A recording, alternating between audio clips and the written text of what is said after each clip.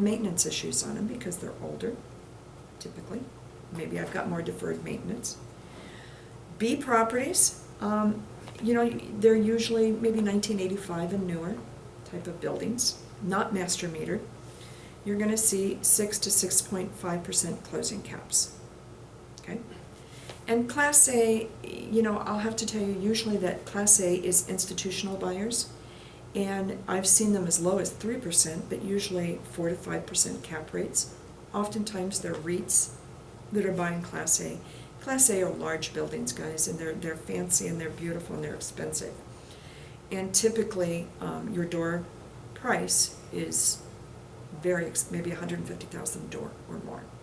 Okay, and most individuals cannot afford, and also they build them big, 200, 300, 400 door properties. So consequently, not a lot of people can afford 400 doors at $100,000 a door. I wish I could. I put this in here because it's interesting how many building permits, multifamily pipeline, are being built according to permits that are on the books. Okay? And I say potential new supply because maybe they pull a permit and they don't build the building. And that happens. So in 2016, right now, permits that are pulled, active permits, 5,669. These are ones that are right here, right now. 2017, these would be coming to market. 4,537 permits are on the books, and 2018 is 5,148. Okay? It's important to know what's coming to market, because when you really drill this down and start talking absorption rates, absorption is how many are brought into the market and how many are utilized, filled up. It's important to know that.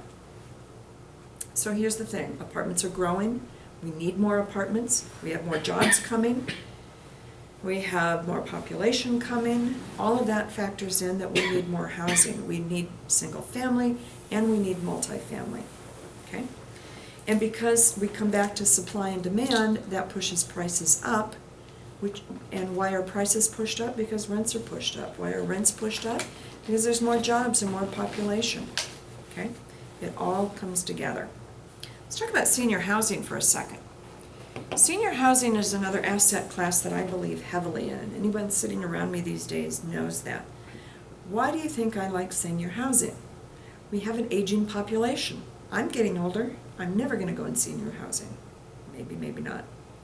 But we have the baby boomers are the senior housing bracket. Okay?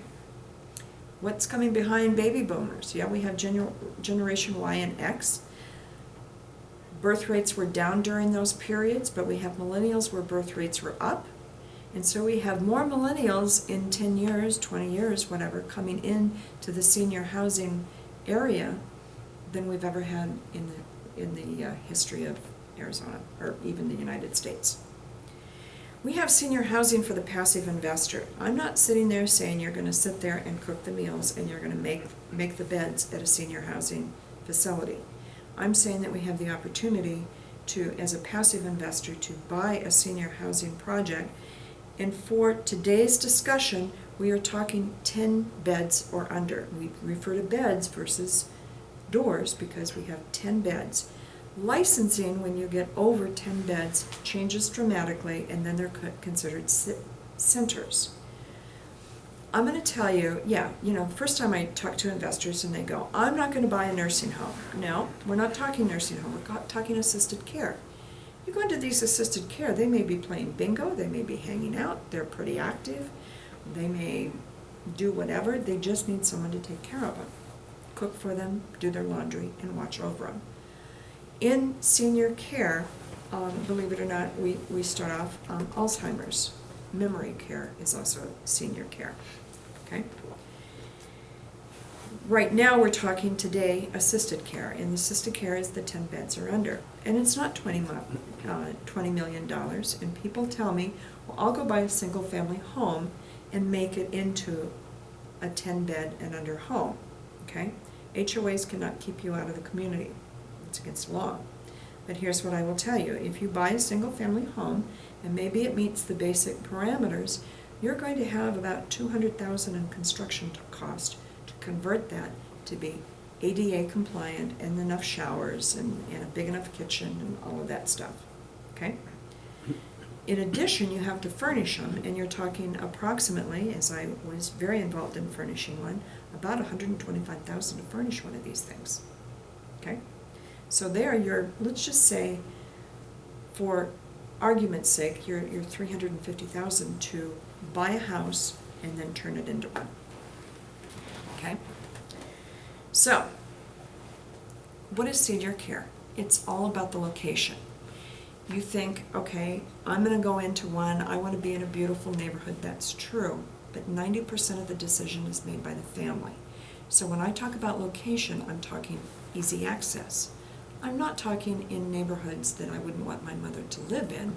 I'm talking medium to very nice neighborhoods, but I'm talking that I can get there from our freeway system. I can get there off of work and go see my mom or dad, okay? It's about cash flow. Okay? When we talk about cash flow for an investment, the cash flow is better than anything I can touch in any of the other asset markets for the investor. Acquisition costs, believe it or not, it really doesn't matter what you're paying for any kind of an investment as long as you've got the good cash flow.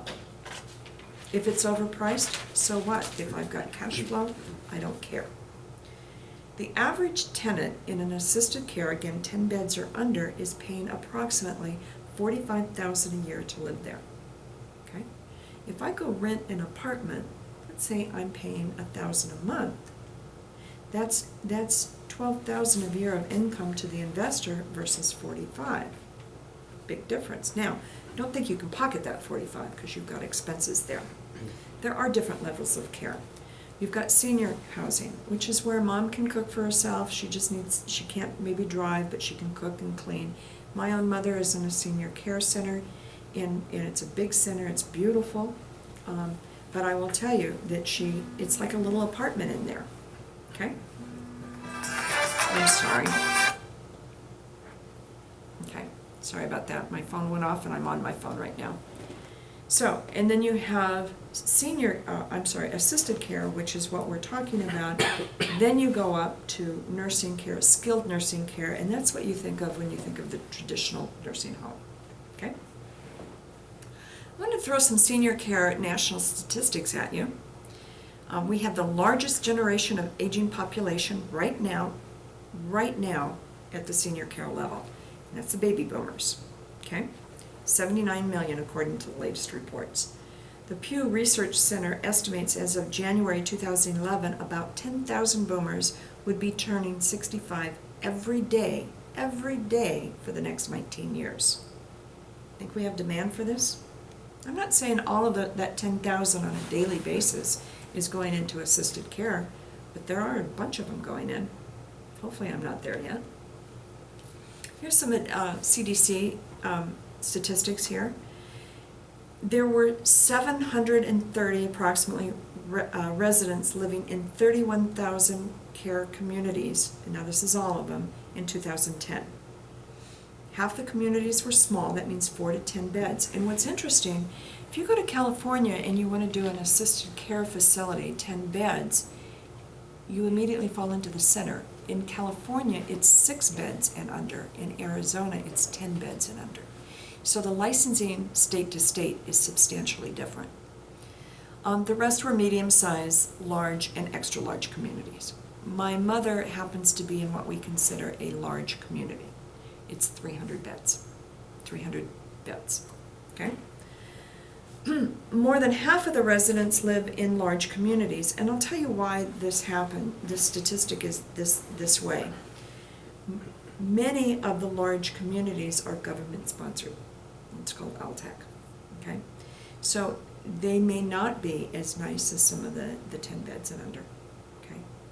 You may not want your family living in those facilities. You may not. So the extra large and the large communities oftentimes are institutional. Only 10% of all residents lived in small communities, and those are the ones that we focus on, okay? Where are they located? You know what? I will tell you everywhere. There's nothing, I cannot pull up a map in Phoenix, an accurate map, and say, here's the 100 here. I can't do that because there's nothing that's tracking that. The websites that are there are not accurate, and I know that for a fact. So 81% are located in the metropolitan areas. That's Phoenix, LA, San Francisco, Miami. Why?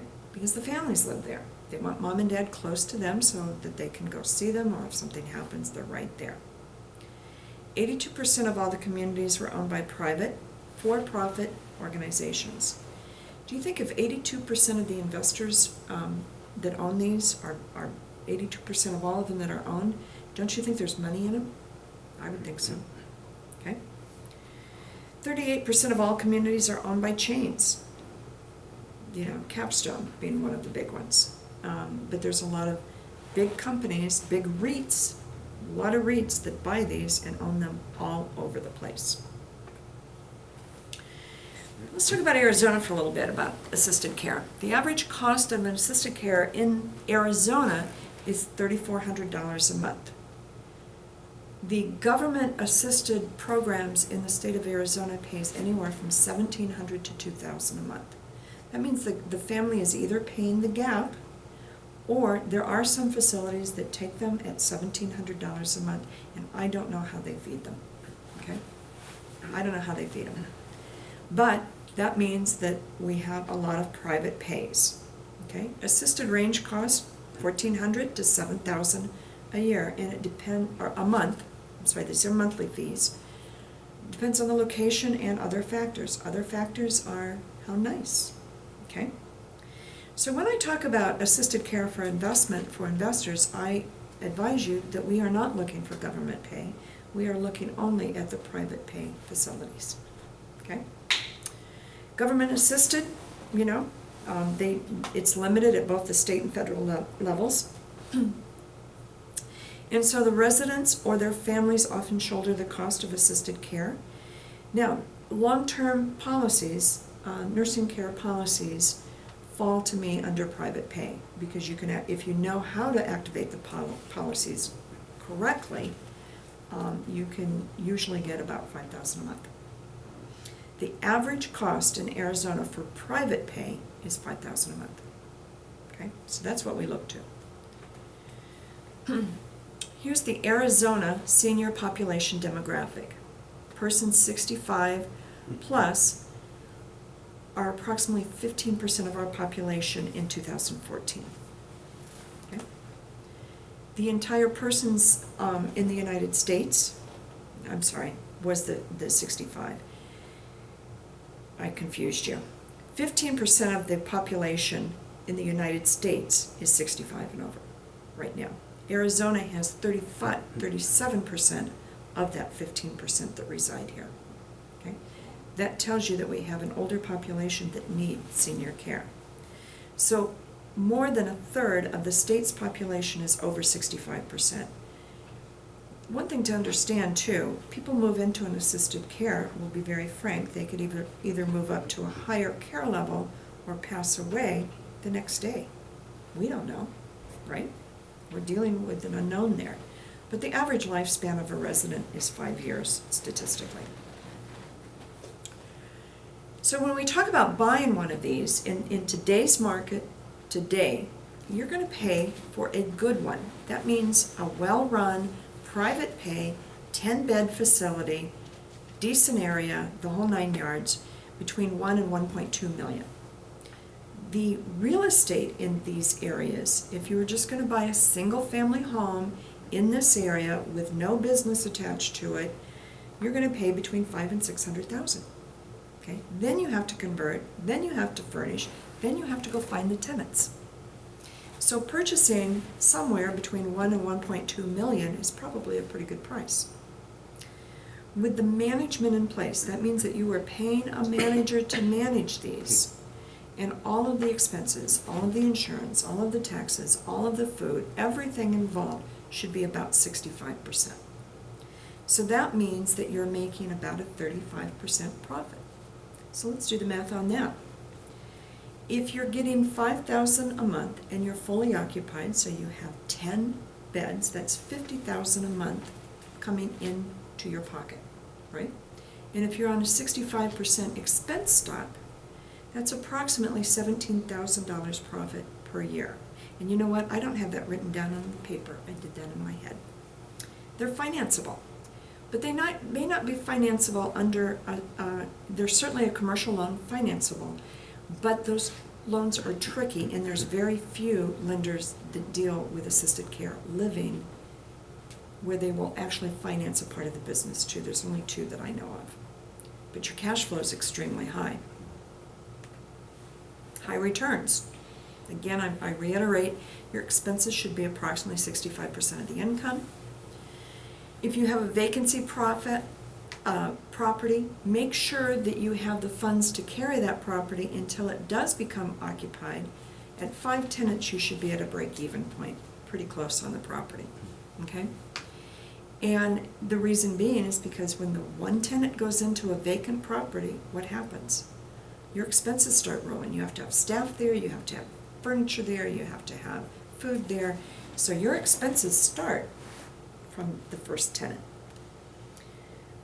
Again, I kind of reiterated, I did this in my head just a few minutes ago, okay?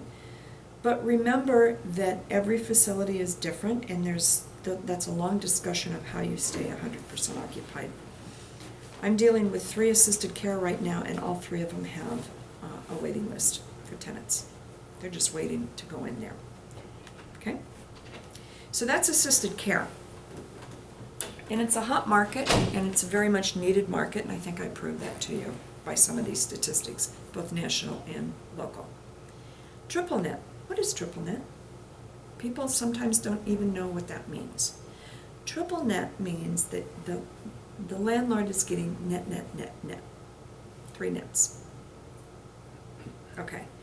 So Starbucks is probably one of the best examples. Starbucks comes into an area, they build the building, they occupy the building, they pay everything including the real estate taxes on the building. They take care of the parking lot, it's called vertical space and horizontal space. So they take care of everything about that. That's a triple net.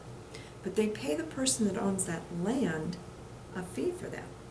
So you get a monthly income, okay? And you get a monthly income that's pure profit. Pure profit, okay? Now, that doesn't mean you don't have to pay taxes. Personal taxes on it, but that's pure profit. And Starbucks typically sign 20-year leases when they come into an area, okay? Bank of America, same thing, okay? So that's triple net in the box sense. You could buy a daycare center, tutor time, great triple nets, rated very high by Standard & Poor's, okay? And guess what? Great triple nets. But you could buy one of the best tenants for a triple net is a doctor. Okay, so you can go buy a medical condo. Sometimes you even buy it from the doctor, but they rent it. One of the tenants, commercial tenants that don't like to move are doctors, lawyers, and veterinarians, chiropractors. Why? Because their people are used to coming to that location, so they're not going to move. Okay. Now, they don't sign as long leases, but your returns are a little bit higher. But you may be responsible for the roofs of the building, okay? Then that's called a double net lease, net lease. You might be responsible for the mechanicals. It just depends on how the leases are written and how they're done. But any hybrid of a triple net lease makes great investments for especially experienced investors that don't want to do multifamily. They don't want to take a lot of risk. They simply want a tenant. Okay? I talked earlier about, and we're talking office here, this is office and industrial. So as of the end of 2016, the following markets have vacancy rates under 10%. Now, under 10% in the commercial world is basically a zero occupancy, or zero vacancy rate. So the Deer Valley Airport needs more product, okay? Tempe is landlocked, so what Tempe has is what Tempe gets. The only way you can build in Tempe or build more product is to go up. There's no out anymore. South Scottsdale, Piestewa Peak. For those of us that have lived a long time around here, that's called Squaw Peak area, 16th Street and Northern. A lot of office and retail down there, but they need more. There's none to get. Okay? So those are the areas that need more areas, which means if you buy in that area, you're going to sit, and it says audio will not be recorded at this time. Let me just make sure here. You know what? I have to apologize. My phone is cut off. Oh, no, it says it's restored. Okay. But I'm not dialed in. Can you go log in and make sure that people can hear me? Sure. I apologize if this doesn't work. This is why we're recording on the camera, because we're still working the bugs out on this. Okay? So that being said, if you buy office or retail or industrial in those areas, your ability to set what your rents are is probably higher than if you bought in other areas of Phoenix. I put this in here so that you do understand. We have much less vacancy in office and retail than we had in years past. Okay? Here I talked, I apologize, I jumped ahead of myself, but the investor triple nets are divided by several types. We have medical and office, we have retail, we have small strip centers, large strip centers, standalone buildings like a Starbucks or a big box. Big box could be like Walmart. Okay? Yes, Walmart does not own their real estate, guys. They don't want it on their books. This is mailbox money. Mailbox money is a little different, okay, because you just get a check in the mail here, right? It can be financed. There's no hidden expenses when you buy a triple net or even a double net. You know exactly what your expenses are going to be. Yes, you know, maintenance might go up a little bit or something like that, but you know what you're responsible for. There's no question. There's no givens there, okay? You can actually project your income over a longer period of time because you may have a 20-year lease or a 15-year lease or a 5-year lease. You're going to know in 5 years you either need to renegotiate that lease or you need to, you're going to have what we call a dark period where you put a new tenant in, okay? But you can take that into consideration, whereas if you're talking an apartment building, you know, tenants can move out monthly, okay? The other thing that's nice too is that oftentimes in triple net leases, it's called a rental bump. And maybe it's a 20-year lease, but in year 5, it bumps 3%. Maybe in year 10, another 5%. It just depends on how the lease is written. Cap rates in the Phoenix area, okay? The national credit tenant usually trades between 3 and 4. What is a national credit tenant? Okay, you usually look towards Standard & Poor's. Believe it or not, Dollar General has stayed stable for 20 years as far as a credit rating. So they're considered also a national tenant, credit tenant. Walmart, Starbucks, Jack in the Box.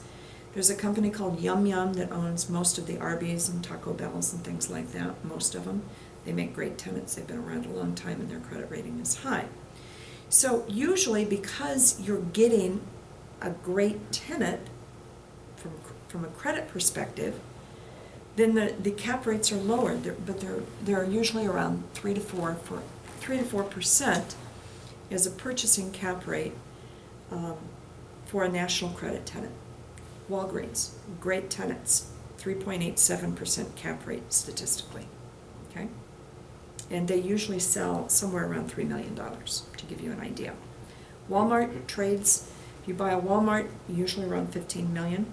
Starbucks, I've seen them anywhere from about $1.5 million up to $5 million. Jack in the Box, sometimes I see a Jack in the Box triple net pop on the market for $850,000. It stays on the market for days with that number, but I've seen them go up to about $1.5 million. Let's talk about what we call cap rates in the Phoenix market for mom and pop tenants. We call them mom and pop tenants because usually they're a small business owner, usually local. Maybe they haven't been in business long. Maybe they only employ 4 or 5 employees, you know. They are smaller. So you do have a higher turnover.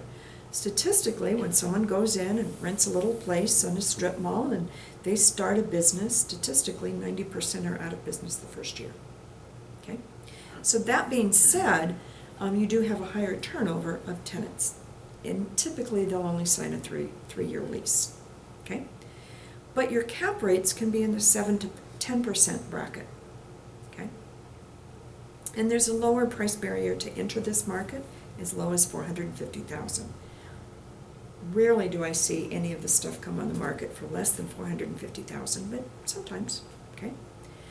These kinds of triple nets are great places to park 1031 money, and by parking, I mean you have a 1031 that's in play, and you have a certain time, and you want this kind of a product, but you cannot find that product, but you don't want to lose the tax advantage of having a 1031 exchange, tax-deferred exchange.